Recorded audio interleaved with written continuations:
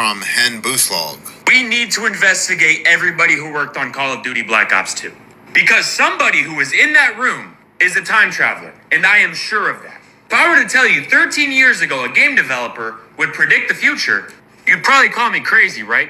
But stay with me. You see, Black Ops 2 was released in November of 2012, and in every single Call of Duty game, there's a campaign. And in the campaign of Black Ops 2, China and the United States are in a Cold War. But why exactly did China and the United States get into a Cold War? As it says right here, it's because China stopped exporting rare earth elements, which is something that sounds ridiculously insane, like that would never happen. Only yesterday, that's what China did. You may be thinking, oh my gosh, this is a reach. It's a video game who said sometime in the future this would all happen. But it gets even crazier when you realize when Black Ops 2 was set. Because in this video game, it's not set in 2012. In fact, it is set in the year 2025, as in the year 2025 that we are in.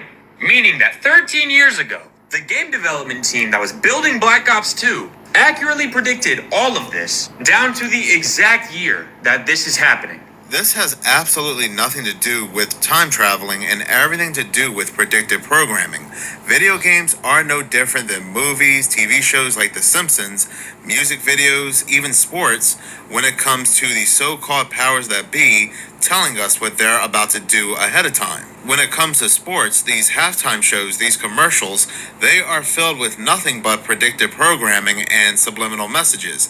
I believe it was the Super Bowl of 2023, the commercials were nothing but UFO imagery. Then not too long after, we get an explosion of UFO news, drone sightings, orb sightings, and so forth. So is it very surprising that one of the most popular forms of entertainment, video games, would have predictive programming, like this right here, where news is coming out that China retaliates against the United States with new tariffs and rare earth export controls, just like it played out in the video game.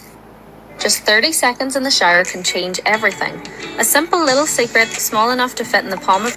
What's even more interesting is that there's a location within Black Ops 2 called Nuketown 2025. What's funny is that when this game was released back in 2012, so many people were convinced that somebody was trying to say something with the storyline of this game, to the point that news articles came out to debunk this. Like this news article here where it says, despite what Black Ops 2 says, rare earth minerals will not cause a United States-China Cold War. The whole article is them pretty much spending time saying how this is crazy talk, something like this will never happen, China would never put restrictions on minerals and so forth. Well, what is that saying? How long it takes for a conspiracy theory to turn true? What is it, about 6 months? Well, it looks like for this one it was a few years, but it got there. But the storyline has more plots that are very similar to what we're seeing today, such as the United States being at war with cartels, and then we see drones being used in warfare and so forth. So it's just another very interesting look how predictive programming is even used in video games. And talking about 2025, I always go back to this video right here, given the crazy timing of all the drone sightings, the explosion of UFO and alien talk and so forth is for a reason. And this video came out back in 1999. I had the opportunity over the years to interview, again, people who have worked at the test site at Groom Lake. One gentleman spent 12 of his 30 years in black programs at Groom Lake. When I asked him, I said, first of all, I said, do you believe in UFOs? And he looked at me with a straight face in one-on-one. He said, absolutely, positively, they do exist. I said, can you expand upon that? And he said, no, I can't. About a year later, we were talking about, again, activities at Groom Lake. And I asked him, I said, you know, can you really tell me what's happening out there? And he said, well, there's a lot of things that are going on there that I won't be able to tell you until the year 2025. But we have things in the Nevada desert that would make George Lucas envious. This next video comes from Grace Unfiltered. Can somebody please explain this to me? What is happening in Kentucky? Because allegedly, how are 10 walls to the dam accidentally opened? I mean, I'm not claiming anything, but how do you accidentally do this? I'm not sure how the opening and closing of dams work, but I don't see how any of that can be accidental. And now this flooding is causing thousands of people to have to evacuate because the flood is ruining people's homes. Some people have even been reporting as missing because of the flood. And don't even get me started on that $10 million funding for mining in Kentucky. Yes, the $10 million grant that is going to fund the mining of critical minerals of 11 states from Tennessee to Maine, with the heaviest focus on these three states: Tennessee, Kentucky, and West Virginia. So I have to ask you this. Have you looked at specific locations where these minings of critical minerals are going to take place? They're not too far where all these floods are taking place. They're not too far from the places that these floods are quote unquote destroying because of accidental openings. I am not saying that this was done on purpose. I am not saying that this was intentional. All I'm saying is that that looks rather odd. You know, it's kind of giving Los Angeles fire vibes, Pacific Palisades fire vibes. But hey, what do I know? I'm just a content creator. Isn't it very interesting how all these locations that have disasters, I'm talking about Hawaii, North Carolina, South Carolina, with those wildfires, the hurricanes, then we have California, and now we have Kentucky, and these floods surrounding these locations. Isn't it always so interesting how there's always something connected to it, an ulterior motive? Smart cities, we have the mining of minerals and so forth. When it comes to North Carolina, Hurricane Helene, we had the lithium. And yet, it's just a conspiracy theory. This next video comes from Amanda Thomas. What is a government cover-up that genuinely scares you?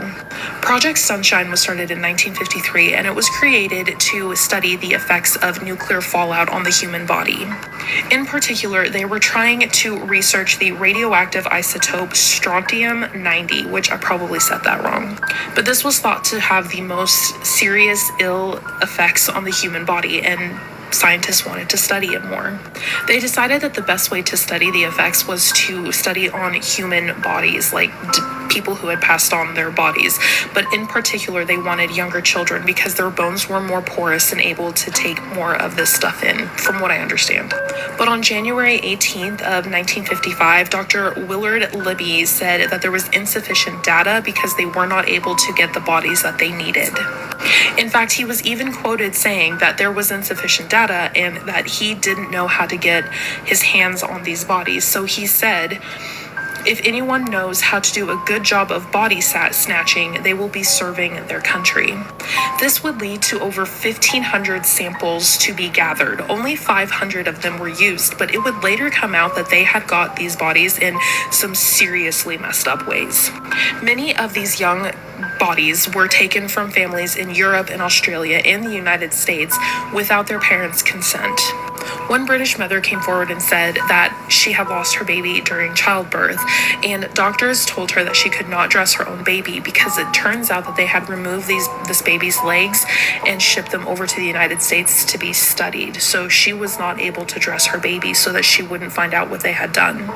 By 1958, the study was brought to Belgium, and this is where they started studying the effects of nuclear fallout in the soil and how the soil would produce plants that cows would then eat and then we would consume, like the meat and the milk that came from this cattle.